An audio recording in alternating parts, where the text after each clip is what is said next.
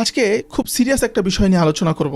দেখুন ভাই, তিল পরিমাণ ইমান নিয়েও যদি কমপক্ষে আল্লাহর সামনে দাঁড়ানো যায়, তাহলেও কিন্তু একটা ক্ষমা পাওয়ার আশা থাকে। অনেকে ভাবেন আমার তো ইমান আছে, যতই পাপ করি ইমান মনে হয় ইমানের জায়গায় থাকবে। আসলে বিষয়টা হচ্ছে, আপনি যদি আপনার সারাটা জীবন আল্লাহ বিমুখ হয়ে থাকেন, তাহলে আপনার মৃত্যুর সময় ইমান নিয়ে মরার চান্স খুব কম। তাই ইমানটাকে কিভাবে টিকিয়ে রাখা যায়, শেষ নিঃশ্বাস পর্যন্ত ইমানের সাথে থাকা যায়, এই বিষয়টা নিয়ে কথা বলা খুব জরুরি। খুব সংক্ষেপে আমি ভূমিকা ছাড়াই 8-10টা বিষয় আপনাদের সামনে উপস্থাপন করব। ইমান নিয়ে মৃত্যুবরণ করা যাদের কাছে গুরুত্বপূর্ণ, তারা অন্তত পুরো ভিডিওটি দেখবেন। প্রথম পয়েন্টটি হলো, এমন লোকদের সাথে সম্পর্ক গড়ে তুলতে হবে যাদের সংস্পর্শে গেলে আমলের প্রতি, আল্লাহর প্রতি আমাদের আগ্রহ বাড়ে, জানার প্রতি আমাদের আগ্রহ বাড়ে, আল্লাহর কথা বেশি বেশি স্মরণ হয়, এবং যাদের সাথে মেলামেশা করলে আমার আখেরাত বিরোধী কাজ কম হয়। সেই দিকে আল্লাহ তাআলা ইঙ্গিত করেছেন। আল্লাহ তাআলা কুরআনুল কারীমে বলেছেন, হে ঈমানদাররা, আল্লাহকে ভয় করো এবং সত্যবাদীদের সঙ্গে থাকো। দ্বিতীয় পয়েন্টটা হলো, যেটা অনেকের কাছেই খুব গুরুত্বহীন বিষয়, সেটা হলো কোরআন তেলাওয়াত করা, শোনা এবং চিন্তা গবেষণা করা। এই বিষয়টা দুর্বল ইমানের জন্য সর্বোত্তম চিকিৎসা। এই মর্মে পবিত্র কোরআনে ইরশাদ হয়েছে, আর যখন তাদের সামনে তার অর্থাৎ আল্লাহর আয়াতসমূহ পাঠ করা হয়, তখন তাদের ইমান বেড়ে যায়। সূরা আনফাল আয়াত নম্বর 2। অর্থাৎ যখন মানুষের সামনে আল্লাহ তাআলার আয়াত কুরআন তেলাওয়াত করা হয়, তাদের মাঝে যদি সামান্য ইমান থাকে বা ইমান যদি দুর্বল থাকে, তখন তাদের ইমানটা বেড়ে যায়। 3 নম্বর পয়েন্ট হলো সিরাত ও সাহাবায়ে কেরামের জীবনী পড়া এবং শোনা।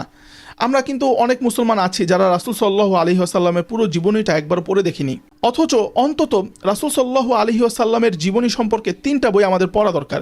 কেননা মহানবী সাল্লাল্লাহু আলাইহি ওয়াসাল্লাম ও সাহাবায়ে কেরামের অন্তর প্রশান্ত করার জন্য পবিত্র কোরআনে পূর্ববর্তী নবীদের ঘটনা বর্ণনা করেছিলেন মহান আল্লাহ তাআলা। আর তিনি সাহাবায়ে কেরামের ইমানকে তাদের ইমানের জন্য আদর্শ বানিয়েছিলেন। আল্লাহ তাআলা বলেন, তোমরা যারা আল্লাহ ও পরকাল প্রত্যাশা করো, তোমাদের জন্য তাদের মধ্যে উত্তম আদর্শ রয়েছে।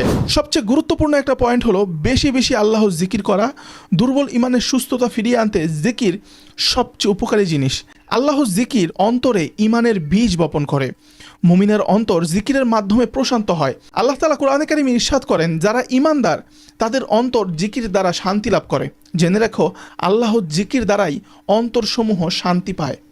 অর্থাৎ আল্লাহর স্মরণ, আল্লাহর কাছে চাওয়া, প্রতিনিয়ত আল্লাহর কাছে দোয়া করা। অনেকেই মনে করেন যে আমি হয়তো গুনাহগার, এই কারণে হয়তো বা আমি আল্লাহর কাছে দোয়া করতে পারবো না, আল্লাহ আমার দোয়া কবুল করবেন না। এটা ভুল। আপনি যত বড় গুনাহগারই হন না কেন, আল্লাহ তাআলার কাছে আপনি চাইতে পারেন এবং অবশ্যই আল্লাহ তাআলা আপনার দোয়া কবুল করবে, যদি আপনি অন্য কারোর হক নষ্ট না করেন এবং হারাম ভক্ষণ না করেন। 5 নম্বর পয়েন্টটি হলো আল্লাহর নিদর্শন এবং নিয়ামতগুলো নিয়ে সবসময় গভীরভাবে চিন্তা করা। আমাদের সামনে গাছপাতা, খাদ্যদ্রব্য যত কিছু আছে, এই সব কিছু নিয়ে আমরা চিন্তা করতে পারি, তাহলে আমাদের ইমান অনেক বেশি মজবুত হবে। আল্লাহ তাআলা কুরআনুল কারীমে ইরশাদ করেছেন, নিশ্চয়ই আসমান ও জমিন সৃষ্টিতে এবং রাত ও দিনের আবর্তনে নির্দেশনা রয়েছে বোধসম্পন্ন লোকদের জন্য। সবচেয়ে গুরুত্বপূর্ণ যে বিষয়টা, সেটা হচ্ছে ফরজ বিধানে, অর্থাৎ সরাসরি আল্লাহর নির্দেশকে উপেক্ষা না করা। এতে বান্দার অন্তরে পর্দা ফেলে দেওয়া হয়। আল্লাহ তাআলা বলেন, হে ঈমানদারগণ, আল্লাহ ও তার রাসূলের নির্দেশ মান্য করো। সবচেয়ে গুরুত্বপূর্ণ পয়েন্ট হলো, আমাদেরকে অধিক পরিমাণে মৃত্যুর কথা স্মরণ করতে হবে, কারণ তা হঠাৎ করেই এসে পড়বে। যেন মৃত্যুর কথা বেশি বেশি স্মরণ হয়, সেজন্য কবর জিয়ারত করার কথা বলা হয়েছে হাদিসে, যাতে দিল নরম হয় এবং মৃত্যুর কথা স্মরণ হয়।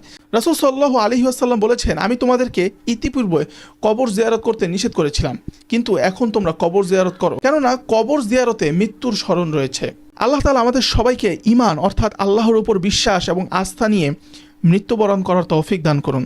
এটা আল্লাহ তাআলা তৌফিক না দিলে কখনোই এটা সম্ভব না যে আপনি ঈমান নিয়ে মৃত্যুবরণ করবেন। অনেক মানুষের জীবনে আমি এরকমও শুনেছি যে সারা জীবন আল্লাহর ইবাদত করেছে, কিন্তু মৃত্যুর সময় ঈমানটা নিয়ে মৃত্যুবরণ করতে পারেনি। তাহলে তার সারাটা জীবনই কিন্তু বৃথা।